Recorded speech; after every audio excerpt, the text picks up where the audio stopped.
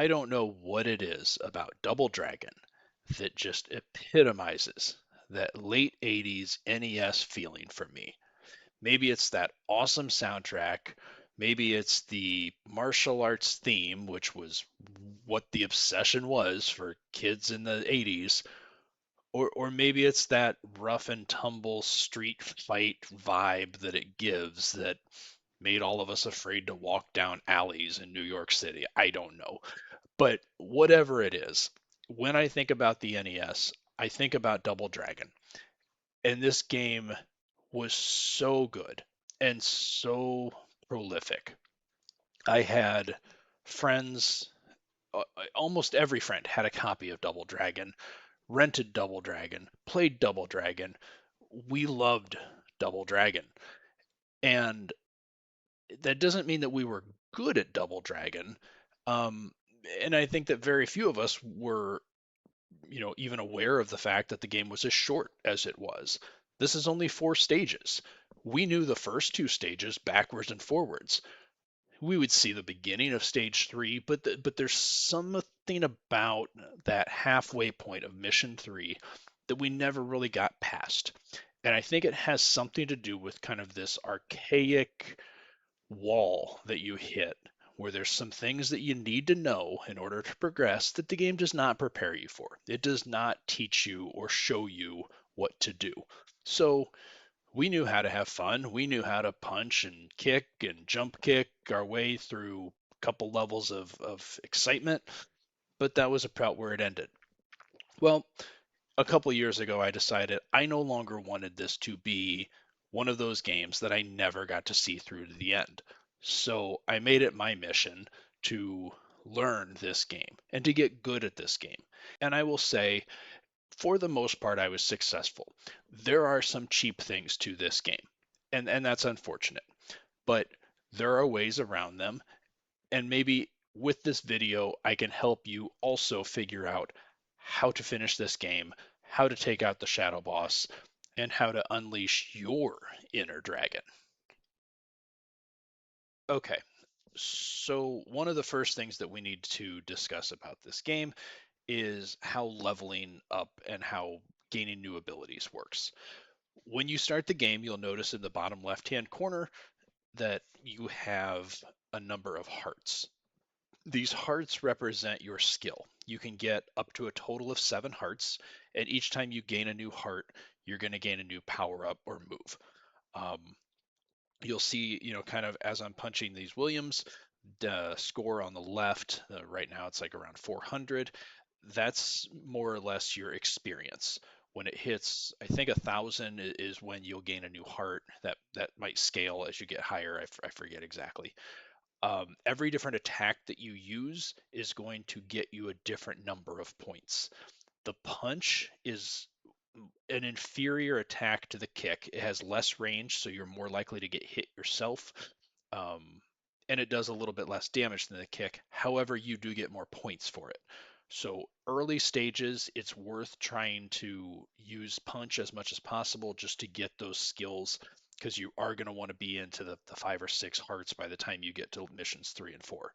Um, the other thing about this game is that your health will reset every time you move to a new section.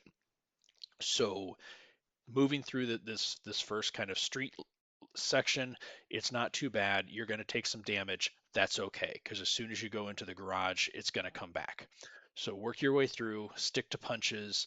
When you start to get down to maybe 4 or 5 health bars, you can switch to kicks at that point. I already have my second heart. What the second heart unlocks is an uppercut or roundhouse. It's basically just kind of like a finisher move. It doesn't really do any more damage to my knowledge. I think it's just kind of giving you a little bit of a flourish at the end. These Lindas come out with a whip. They're dangerous, so I like to kick them just to knock the whip out of their hand. Sometimes I will go ahead and grab the whip just so it prevents them from picking it back up. Um, okay, I just got my third heart. Third hearts allow for a jump kick. To jump in this game, you have to press A and B simultaneously, and doing so is actually a really great strategy, at least early on.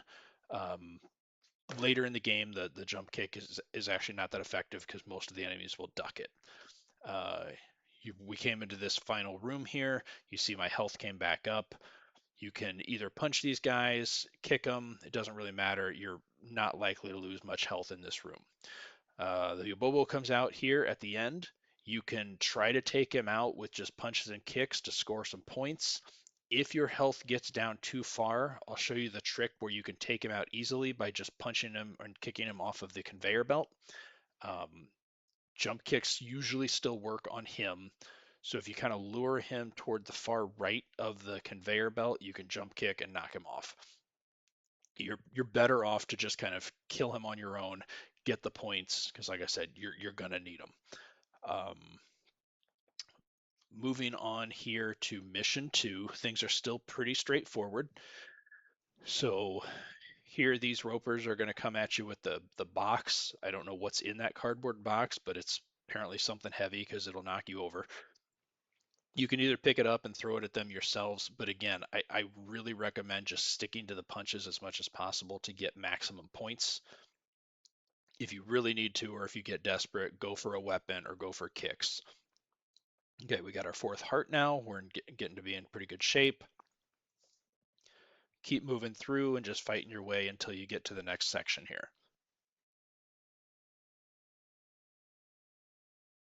Okay, that William's going to throw dynamite. If you can get it and pick it up and throw it back at him, go for it. Just be careful not to get hit yourself. That'll take a very big chunk of your health out. That hair pull that I did was the new move that you get at 4 hearts. What you can try to do is kick or punch, and if you kind of are also pushing forward against an enemy when you do it, you might grab their hair.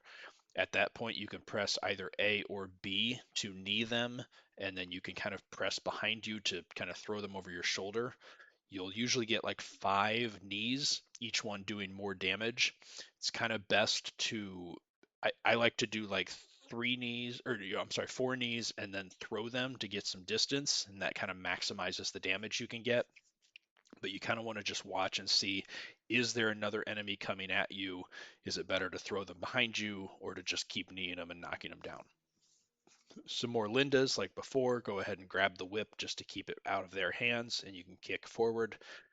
We've already got 4 hearts and we're very close to 5, so shouldn't be too much difficulty getting all the way up to 7 pretty easily. You could let them just kind of climb down the ladder and kick them on their way down. Saves from having to get up there and fight. In this area, you just want to be careful to not get too close to that far right edge because you can fall off of this building. You can use that to your advantage actually because you can kick or throw these enemies off as well, including the boss when you get to the top. But these Lindas aren't too bad, especially if you use the ladder to your advantage. We finished them off, so we lost our whip, but that's okay. We only have 1 enemy left to go. The chin tie up here can be a little bit difficult. Um, this is about the point where jump kicks stop being effective. They have a tendency to duck, but luckily, if you get a good hair grab, you can just chuck him right off of the building. And that got us exactly to our 5th heart. Okay, mission 3 kind of scales up the difficulty quite a bit. Avoid that first Williams and his knife. Keep moving through. To be perfectly honest, the 6th and 7th heart are not great. They're worth getting, but it's not the end of the world if you don't have them right away. Um, the new move that we got at 5 is we now have the pin. So once an enemy's on the ground, you can get on top of them and press down. And if they are close to death, then you can basically just punch them until they're dead. Um, if they're not close to death, they'll actually push you off. So that's a good indicator to tell like how close they are. So like these chin ties, for example, they need to be knocked down 3 or 4 times. So if you knock them down once, try to pin them, it probably won't work. We can try here. He pushes me off. So just keep working at it. Here's a great example of where you want to be careful when you get him in a hair pull because the other one was coming up behind me. So I was kind of more inclined to want to throw it or get him out of the way because they will gang up on you and attack you from behind. Jump kicks, like I said, really aren't that effective anymore. Okay, there I got the pin to work. Hoping to get my 6th heart here pretty quickly because there's going to be a lot of abobos at the end, and they are much easier if you have your elbow, which you get at the 6th heart. Chin ties are usually not a good opponent for punches. The keeping your distance from them is ideal. So kicks are safer in this case. Got a few Williams that we can fight up here in a minute. Okay, we've got a really challenging section here. We want to pick up this bat and take this Williams out. Then we've got a bridge, and unfortunately Billy Lee cannot swim. Stay as far to the north as possible. You want to do a jump and immediately jump a second time to jump kick that Williams. If you don't, he will throw that knife at you. It will hit you and knock you back in the river. So stay at the very, very far northern edge, jump, and immediately do a second jump, and then move to the right as quickly as you can. Once you're safely over here, you can take them out with the bat, with kicks, whatever you want. Couple ropers here. This should be enough to get me up to my 6th heart. One more. Also, if I have not commented on it yet in these videos, I'm for some reason a sucker for pixelated mountains in the back of NES games. I don't know why. Love them. And this is one of the better ones. Anyway, so I now have 6 hearts. That's the elbow. It's an incredibly powerful move. It's activated by just pressing the punch button when you have your back turned to an enemy. It can be tough to use because if you're between two enemies, you're gonna attack the one that's closer. So if there's one that's closer to your front than to your back, you'll punch instead of throw the elbow. These abobos are actually pretty easy to take out with elbows. Takes 4 elbows each. So what I like to do is kind of just stay in front of them, throw a lot of elbows until they walk into me. If you do get between them, like I did just right there, make sure you're closer to the one you're trying to elbow than the other, or else you'll switch to punches. Take these out. You're about to get all of your health back, so don't worry if you're close to death. Here's the trick. You got to go in the cave. We never knew this growing up, and if you keep going to the right, the stage will just loop forever. Avoid these. It's tricky. Just try to kind of move slowly. If you see one above you, take a little bit of a step back. It takes some practice to do this. It does. Once you get up here to the edge, they'll stop. Okay. And here we have to do some platform jumping. So the A and B button together, again, that's the jump. You can jump straight up, which is much better and safer than trying to jump and aim your landing. So just keep going straight up until you get to this highest platform. When it's on the far right, a jump kick off to the right should get you over to the next ledge. Keep moving forward. A couple more enemies are going to come out of this door. A couple chin ties. These ones, if you're careful, you can get them over to the far edge of the screen and actually throw them off of the map and they won't come back. Try it with this one. I don't know if that was close enough or not. He might be back. Oh, yep, there he is. These guys are just tough and you don't want to be stuck between them. Or yeah, if you get pinned in the wall or against the wall, it's going to be a bad time for you too. So distance with chin ties is the best. Okay, once again, the game will continue to loop if you don't go in the door. Here in the blue disco cave, got a couple Williams that you need to fight right away. These are pretty easy. If you can land a jump kick, they'll be on the ground and you can pin them. Just don't let the other one come up and get you while you're trying to pin, especially the dynamite ones. Like I said, by this point in the game, jump kicks are rarely effective. The enemies are smart in this game, and they learn the attacks, and things that worked in missions 1 or missions 2 stop working now. Okay, as soon as the screen gets done shifting, immediately walk to the edge and do a jump kick. If you're close enough to the edge, you'll make it all the way down to that next platform. Keep jumping here. You got a small little section of falling stalactites, stalagmites, I don't know. Do one more jump kick off of here, and we've got two green ones to fight. Luckily, it's not together, and they hit a little bit harder, but it's still just 4 elbows will take them out.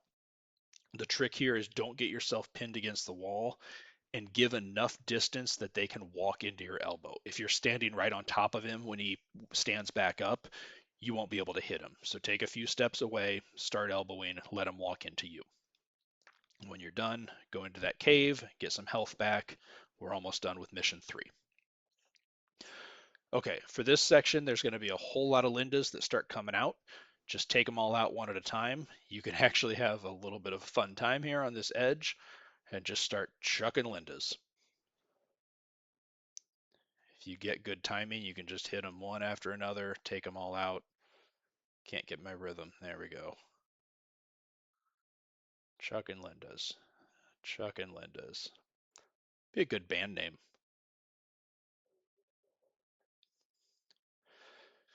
This is one of the safest places to take them out. I would just stay on that ledge and just keep fighting them until they're done. There's a lot of room to work with. You don't want to deal with them on some of these shorter platforms, but they'll come out of other doors if you haven't hit the quota of how many Lindas you have to take care of. That sounds so weird to say. Make your way all the way down here to the bottom, and if you killed enough Lindas, then the door was open, and we are now on mission 4. Um, I said that there are some things that are a little bit unfair about this game, and here's the first one. So this section here, these platforms move in and out. They hurt a lot when they hit you, and if there is a pattern or a way to do it perfectly, I don't know it. I would love to know if you do. Leave me a comment. Tell me how it works. The best strategy that I found is kind of stay against the wall and just watch. I kind of try to see if there's one that does like a double or a triple. I use that as the opportunity to move across. Um, you're probably gonna die a couple times. You only get 3 lives in this game. This is one of the spaces where I like to, be, have a couple 1-ups and spare because I can usually get to this part without too much difficulty. I might die once or twice on this part or shortly hereafter because this depleted my health so bad. So yeah, not a great run there. Okay, so try a little bit more slowly, wait for it. You kind of see that's one that I like to watch for when you see like the second row up, it'll do one and then a double below that is a good indicator like that. One, then two, two, then wait for the one on the second row. So row 3, row 4, row 4, row 2, then do a jump seems to work. So there's row. Wait for it again. 3. Nope. Tried it anyway. It worked. 3, 4, 4, 2. There it goes. Okay. Now coming in here, you got a lot of chin ties. They like to throw knives. You can get into a good position kind of down there in the bottom right corner and chuck them off that ledge or push them off the ledge. Just be careful because they can very easily do the exact same thing right back to you. So avoid the knives. If you can get the hair pull and throw them, do it. There we go. That was risky, but we're in good shape. Not too many more. I think this might be the last. Yeah, this should be the last one if others didn't come out. There we go. Okay. Move over this way, do a jump, and then immediately start climbing this wall because this guy you can actually just completely ignore. Thanks for coming. No need. All right, just a few ropers, not too bad. Keep your distance. If you can get them on the ground, you can usually hit them the first time they go down. They also seem to go down with just one roundhouse. Um, didn't point that out either. I now have all 7 hearts, which the final move is a jumping roundhouse, which I've never been able to tell whether it's just a finisher or if it actually does more damage, but it does seem to make some of these easier bosses or enemies a little bit easier. Okay, here's our last one. Take him out and go through the door. Okay, unlike the cave section with all the Lindas, the Williams here, my experience is that they don't stop, or if they do, it takes a lot. The biggest trick is to jump past them, but leave one on the screen so that they don't start spawning in the next door. So I just left that one there, and as long as he's there, then the next door usually won't spawn one. It can get dangerous when they start coming out of these doors, and you've got these very tiny platforms to work with. A couple tricky jumps that you've got to work with here. Just be patient, wait for the platform to be in just the right spot. Jump over. We're almost done, and then we're to the final gauntlet in stage 4. Climb this last ladder. One last platform. Don't go all the way to the left edge here or you'll overshoot your jump. Always felt weird that there was jumping, platforming challenges in Double Dragon, but whatever. Okay, here we go. So we basically just have to fight a gauntlet of every enemy we've faced so far in the game. This first part's not too bad. These are the smartest Williams we've fought yet.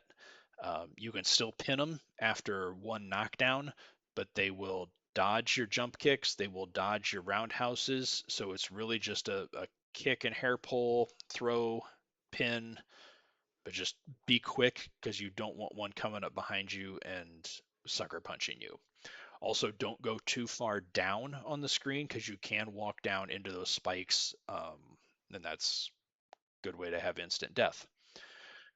Okay, so we're going to start with 2 of these guys. Same trick as before. Just try to keep them both on the same side as you. 4 elbows will take them out. It's usually a good idea to pay attention to which one you've already hit so that you can, if you can get it down to where there's just one left to deal with, it's a much easier fight. It's also weird that they start with these because I feel like this is the hardest of all of the enemies that you're going to face. After this, it's just Linda's, couple chin ties, and I find them to be a little bit easier, or at least they hit softer. You only have to take 2 of these out at a time. Then the door will open. Next 2 enemies, got 2 chin ties. You can use the knife against them. So again, just kicks because of your range. Hair pulls, and I would just go full on knees just for maximum damage. Throw them if you need to create some distance or separate the 2. Throws are also nice because you can throw them off the edge of this, um, or help to like crowd control and get both of them on the same side of the screen so that you're not sandwiched. These guys, or the Lindas here, are nice because you can just knock them down and pin them. And same thing with the Ropers. Now, after the Ropers, you're going to have to fight Willie. Willie is the second spot of this game that I think is incredibly cheap. He has a machine gun, and it will kill you. So I don't feel badly kind of nerfing this fight a little bit. If you stay right down here toward the bottom, his his bullets will usually miss you, and he will also tend to stay in that corner where he can swing his gun and hit you that way, but he will rarely fire his gun if he's trapped in the corner down there. So you only have to knock him down a few different times. Don't throw him if you get him in the headlock like that. Just keep pinning him in the corner. With that, we now have to fight our brother, Jimmy Lee. Turns out he was the shadow boss all along. Dun dun dun. The fight here is tough. He's going to dodge your jump kicks. He's going to dodge your roundhouses. He basically can do everything you can do except a little bit better. The biggest trick is when he dodges one of your kicks, immediately move because he's going to counter. So try to do the kick roundhouse routine. And yeah, if you get hit or if you see him dodge, move up or down, move away, reset, then come back in. Um, that's really the best strategy. It's just a lot of movement. If you can kind of stay above him and let him come into you, it's a little bit better. But it's really just a fight of practice. Stay on the ground, don't do jump kicks. Elbows are not really effective because you don't want him that close to you. But yeah, the biggest thing is as soon as he dodges or as soon as he hits you, get out of the way because he's going to hit you with something hard. Never really counted, but it's something like, a dozen or 15 times you got to knock him down. Love to know the exact number, but I don't really know. Probably depends on how you hit him, but we've got to be getting close here.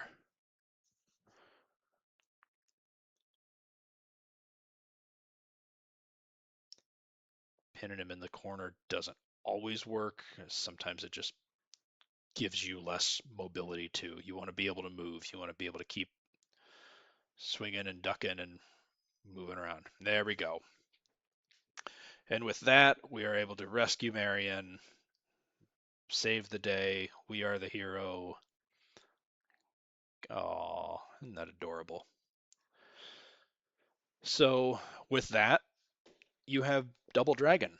Um, if you haven't given this game much of a chance, I really recommend that you do. It's a short game, 25-minute total, start to finish.